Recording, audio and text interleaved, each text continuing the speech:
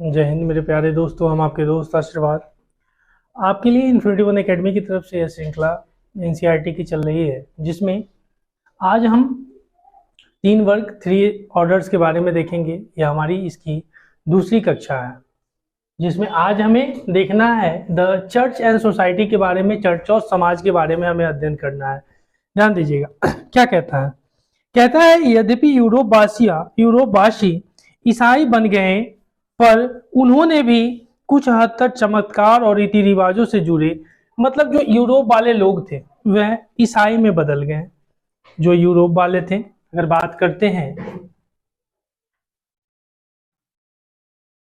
जो यूरोपियन थे वह ईसाई बन गए। उन्होंने अपने धर्म को ईसाइयत में बदल दिया और वहाँ के लोग ज़्यादातर जो थे ईसाई बन गए।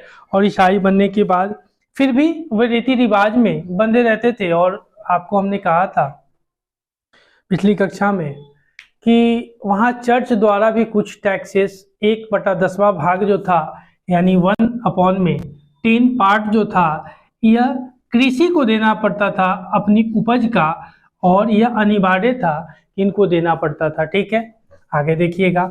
और आपको कहा था कि कुछ गवर्नमेंट द्वारा भी टैक्स लिए जाते थे, तो यह चर्च द्वारा थी।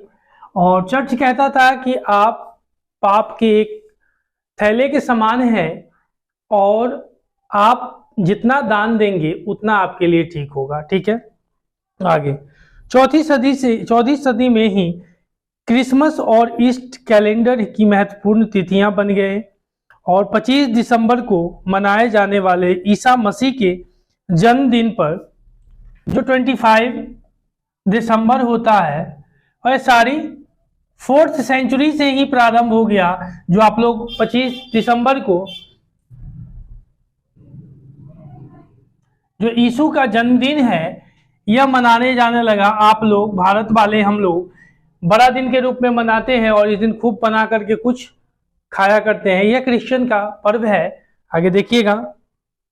उसके बाद 25 दिसंबर को मनाए जाने वाले ईसा मसीह के जन्मदिन ने एक पुराने पूर्व रोमन त्योहार का स्थान ले लिया, और इस तिथि की गणना और पंचांग यानी सोलर कैलेंडर के आधार पर की जाने लगी। यानी सौर पंचांग इसको कहा जाने लगा। यह जो सौर पंचांग के नाम से, यानी सोलर कैलेंडर के नाम से इसको जाना जाने लगा। तीसरा वर्ग यानी किसान, स्वतंत्र और बंधक क्या थे। जो तीसरे वर्ग थे, थर्ड स्टेट थे, उसमें कुछ पीजेंट्स वगैरह, फिर फ्रीडम और बंधक जो उसमें बंधे हुए थे। देखिएगा, काश्तकार 2 तरह के होते थे, स्वतंत्र किसान और सर्फ, जिन्हें हिंदी में कृषि दास कहा जाता था। जो होते थे कृषि दास कहा जाता था। सर्फ अंग्रेजी की क्रिया टू सर्व से है। जो सर्फ है यह अंग्रेजी की टू सर्व से लिया गया है। या cultivators word of 2 kinds, free peasants and serfs, from the verb to serve. खेतों में मदद करने के अतिरिक्त स्त्रियों व बच्चों को अन्य कार्य भी करने पड़ते थे। वे सूत काटते, कपड़ा बुनते, मोमबत्ती बनाते और लौट के उपयोग हेतु अंगूरों से रस निकालकर मदिरा तैयार करते थे। और इसके साथ ही एक प्रत्यक्ष कर यानी टैल था, जिसे राजा कृषकों पर कभी कभी लगाते थे। ठीक है, यह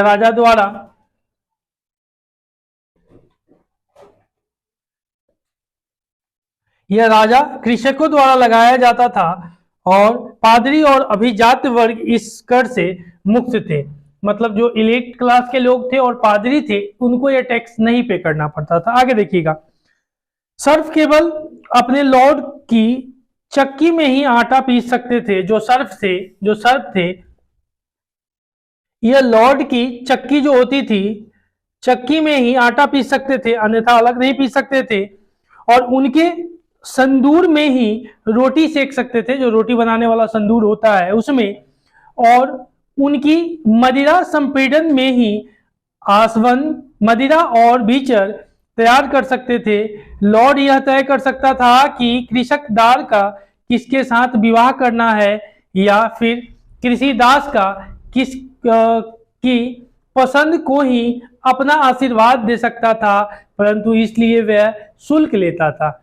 मतलब जो कृषिदास थी उसके विवाह, उसके रहन सहन, लगभग चीज लॉर्ड के ऊपर होता था। ठीक है, आगे देखिएगा। ईसाई धर्म के आने पर भी उन्होंने इसे जारी रखा, पर अब वे उसे ग्राम के स्थान पर पेरिस एक पादरी की देखरेख में, इसको पेरिस देखिएगा, पेरिस, इसमें कहा पेरिस एक पादरी की देखरेख में वाले क्षेत्र या पादरी के देख रेख वाला क्षेत्र था, या पादरी की देखरेख वाला क्षेत्र था। पादरी जो प्रीस्ट होते थे उनके नियंत्रण में यह क्षेत्र होता था। आगे कहने लगे, और काम से दबे कृषक इन पवित्र दिनों यानी छुट्टियों, हॉलीडेज का स्वागत इसलिए करते थे क्योंकि इन दिनों उन्हें कोई काम नहीं करना पड़ता था, वह काम से निश्चिंत हो जाते थे। वैसे तो यह दिन प्रार्थना के लिए था, परंतु लोग सामान्यतः इनका अधिकतर समय मौज मस्ती करने और दावतों में बिताते थे। ठीक है, आगे तीर्थ यात्रा ईसाइयों के जीवन का एक महत्वपूर्ण हिस्सा था और बहुत से लोग शहीदों की समाधियां या बड़े गिरजाघरों की लंबी यात्राओं पर जाते थे। ठीक है, आगे अब इंग्लैंड की बात करते हैं। यह तो बात हो गई लॉर्ड वगैरह, सर्फ वगैरह। अब हम बात करते हैं इंग्लैंड की। सामंतवाद का विकास इंग्लैंड में 11वीं सदी में हुआ और फ्यूडलिज्म की बात करते हैं। जो फ्यूडलिज्म थे, जिसको सामंतवाद 11वीं सेंचुरी में इसका विकास हुआ इंग्लैंड में। तो पूछेगा सर्वप्रथम सामंतवाद का विकास कहां हुआ, तो इंग्लैंड में देखिएगा।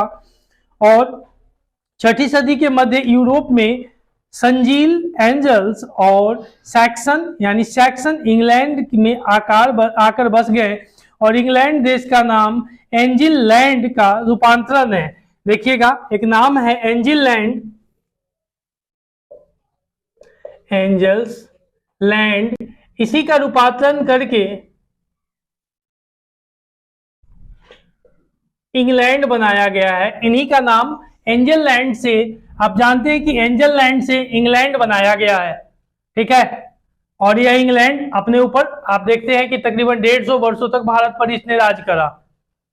आगे, और 11वीं सदी में नॉर्मैंडी के ड्यूक विलियम ने एक सेना का साथ इंग्लिश चैनल यानी इंग्लिश चैनल को पार कर इंग्लैंड में सैक्सन राजा को हराया और इस समय फ्रांस और इंग्लैंड के क्षेत्रीय सीमाओं और व्यापार से उत्पन्न होने वाले विवादों के कारण प्रायः युद्ध हुआ करते थे इंग्लैंड और फ्रांस में। ठीक है, आगे विलियम प्रथम ने भूमि नपाई और इसके नक्शे बनवाए और उसे अपने साथ आए 180 नॉर्मन अभिजातों में बांट दिया और यही लॉर्ड राजा के प्रमुख काश्तकार बन गए थे और जिनसे वह सैन्य सहायता की उम्मीद करता है और वे राजा को कुछ नाइट देने के लिए बाध्य है। ठीक है,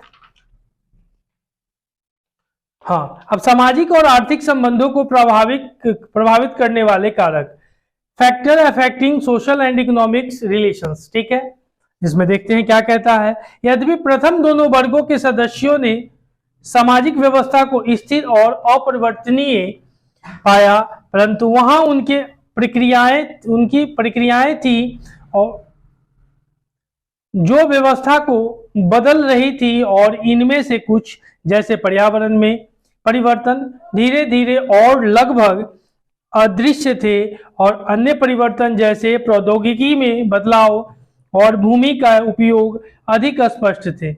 लॉर्ड और सामंत के सामाजिक और आर्थिक संबंध इन परिवर्तनों से बने थे और इन्हें प्रभावित भी कर रहे थे, एक दूसरे को प्रभावित भी कर रहे थे। आगे देखिएगा, फिर द इन्वायरमेंट कहता है 5वीं से 10वीं सदी तक यूरोप का अधिकांश भाग विस्तृत वनों से घिरा हुआ था और अतः कृषि के लिए उपलब्ध भूमि सीमित थी।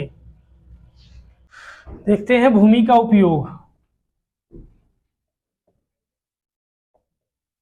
भूमि का उपयोग, भूमि को प्रायः 4 वर्ष में एक बार हाथ से खोदा जाता था और उसमें अत्यधिक मानव श्रम की आवश्यकता होती थी। भूमि को 2 भागों में बांटा जा सकता है। वहां पे एक भाग में शरद ऋतु में सर्दी का गेहूं,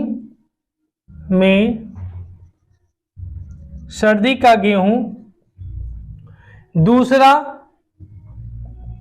भूमि पड़ती या खाली वर्ष पड़ती भूमि पर राई बोई जाती थी, क्योंकि राई वगैरह पड़ती भूमि पर ही अच्छी खासी हो जाती है। ठीक है। नई कृषि प्रौद्योगिकी, 11वीं सदी तक विभिन्न प्रौद्योगिकियों में बदलाव के प्रमाण मिलते हैं और सांचेदार पट्टे सही ढंग से ऊपरी मृदा को पलट सकते थे और इसके फलस्वरूप भूमि में व्याप्त पौष्टिक तत्वों का बेहतर उपयोग होने लगा। ठीक है। आगे देखिएगा, फिर कहता है भूमि के उपयोग के तरीकों में बदलाव आया और उसके बाद 2 खेतों वाली व्यवस्था में 3 खेतों वाली व्यवस्था से 3 खेतों वाली व्यवस्था में परिवर्तन। इस व्यवस्था में कृषि 3 वर्षों में से 2 वर्ष अपने खेत का उपयोग कर सकता था और बशर्ते वह एक फसल शरद ऋतु में और उसे 1.5 वर्ष पश्चात दूसरी बसंत ऋतु में उगा सकता था। ठीक है। आगे फिर कहता है इनमें से कुछ प्रौद्योगिकी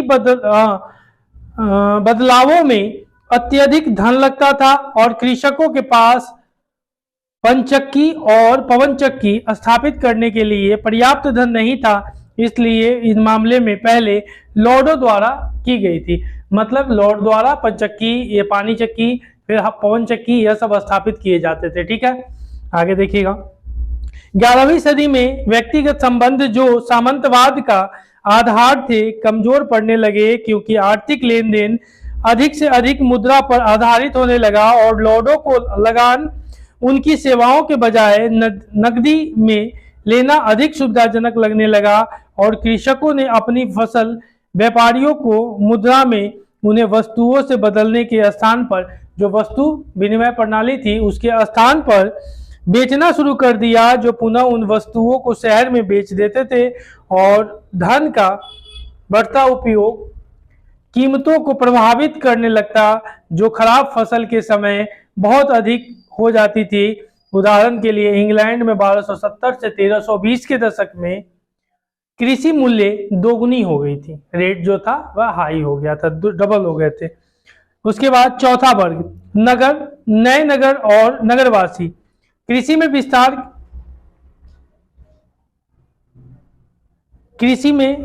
विस्तार के साथ ही उससे संबंध 3 क्षेत्र यानी जनसंख्या, व्यापार और नगरों का विस्तार हुआ और यूरोप की जनसंख्या जो 1000 में लगभग 420 लाख थी, 1000 एडी में 420 लाख थी, वह आगे चलकर 1200 में यह लगभग 620 लाख हो गई और 1300 में 730 लाख हो गई और बेहतर आहार का अर्थ लंबी जीवन अवधि और 13वीं सदी तक ये औसत यूरोपीय 8वीं सदी की तुलना में 10 वर्ष अधिक जी सकेंगे और इनकी जीवन प्रत्याशा भी आगे चल करके बढ़ गई और इसका अनुमान आप जनसंख्या वृद्धि से लगा सकते हैं। ठीक है, चलिए आगे देखिएगा। आर्थिक संस्था का आधार श्रेणी था। प्रत्येक शिल्प या उद्योग एक श्रेणी के रूप में संगठित था। ठीक है।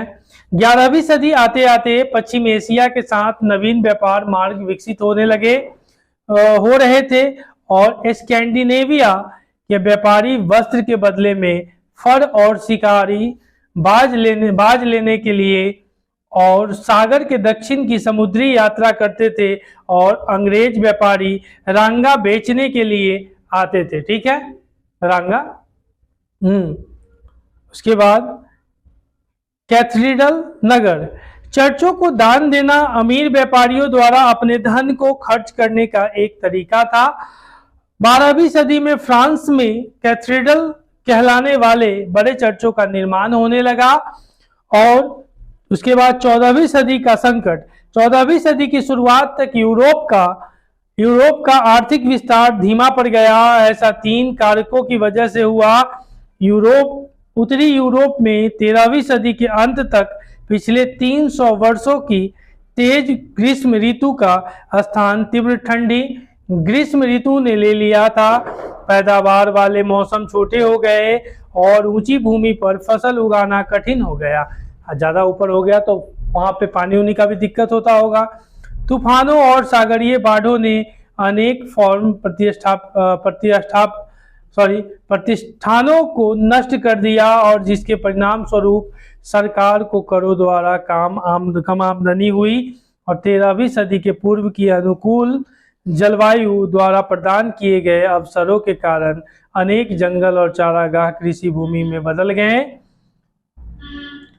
परंतु गहन जुताई के फसलों को 3 क्षेत्रीय फसल चक्र के प्रचलन के बावजूद भूमि को कमजोर बना दिया। उचित भूमि संरक्षण के अभाव में ऐसा हुआ था। चारागाहों की कमी के कारण पशुओं की संख्या में कमी आई। जनसंख्या वृद्धि इतनी तेजी से हुई कि उपलब्ध संसाधन कम पड़ गए और जिसका तत्कालिक परिणाम था अकाल। 1315 से 1317 ईस्वी के बीच में यूरोप में भयंकर अकाल पड़े और इसके पश्चात 1320 के दशक में अनगिनत पशुओं की मौतें हुई। ठीक है, उसके बाद 12वीं व 13वीं सदी में जैसे जैसे वाणिज्यिक यानी कमर्शियल एक्टिविटी में विस्तार हुआ तो दूर देशों से व्यापार करने वाले पोत यूरोपीय तटों पर आने लगे और पोतों के साथ साथ चूहे आए जो अपने साथ ब्लूबोनिक प्लेग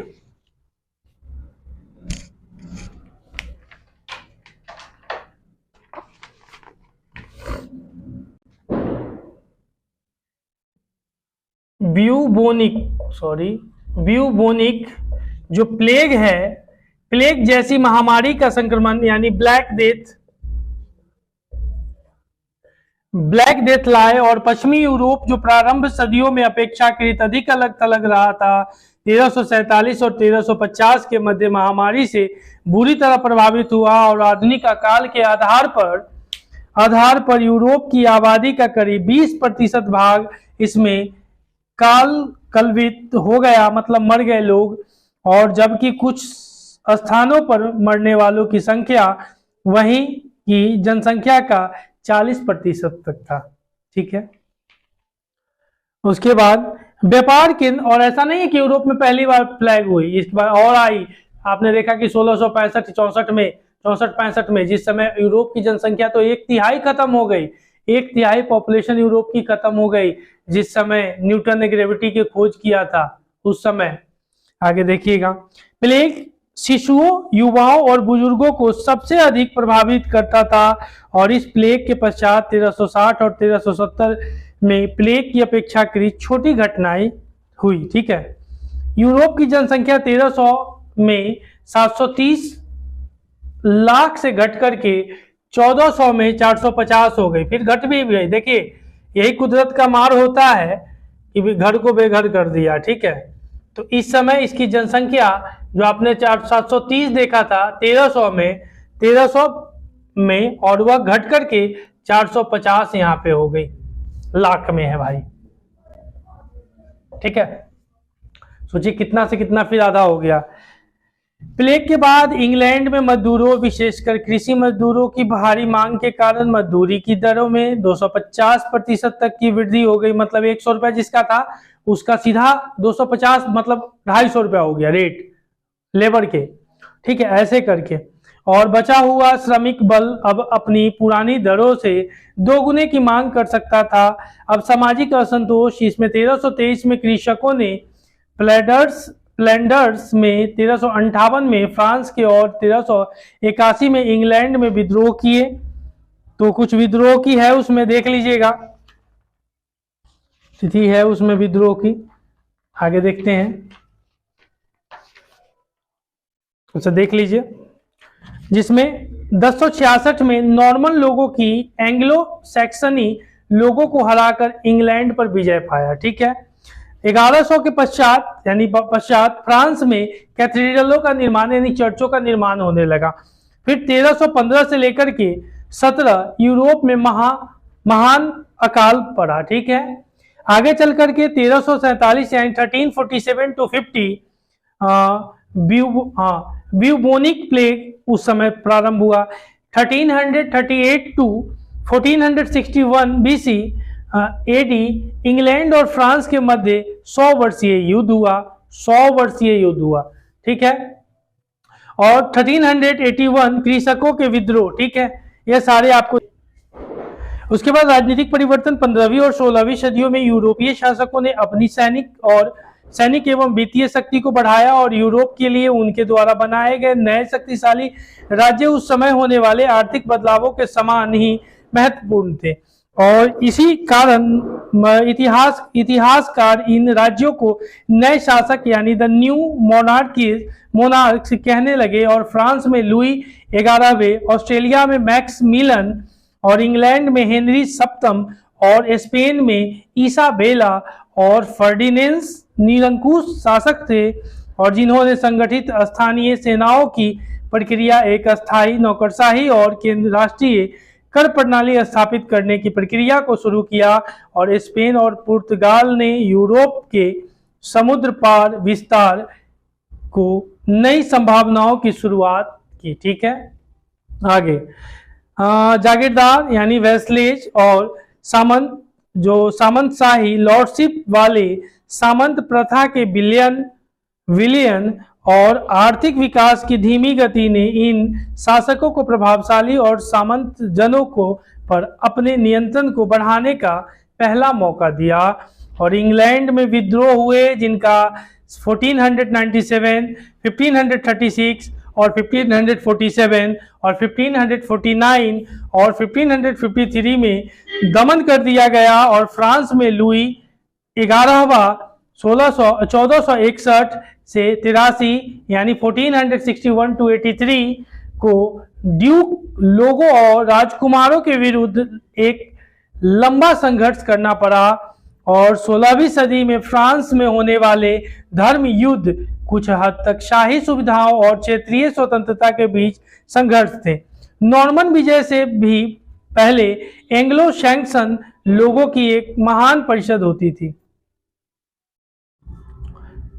कोई भी कर लगाने से पहले राजा को इस परिषद की सलाह लेनी पड़ती थी। यह आगे चलकर के पार्लियामेंट के रूप में विकसित हुई और जिसमें हाउस ऑफ लॉर्ड्स, जिनके सदस्य लॉर्ड और पादरी थे, वह हाउस ऑफ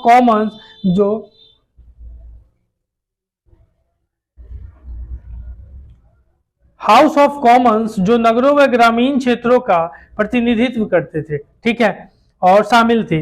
राजा चार्ल्स प्रथम 1629 टू 1640 ने पार्लियामेंट को बिना बुलाए 11 वर्षों तक शासन किया। और एक बार जब धन की आवश्यकता पड़ने पर वह उसे बुलाने को बाध्य हुआ।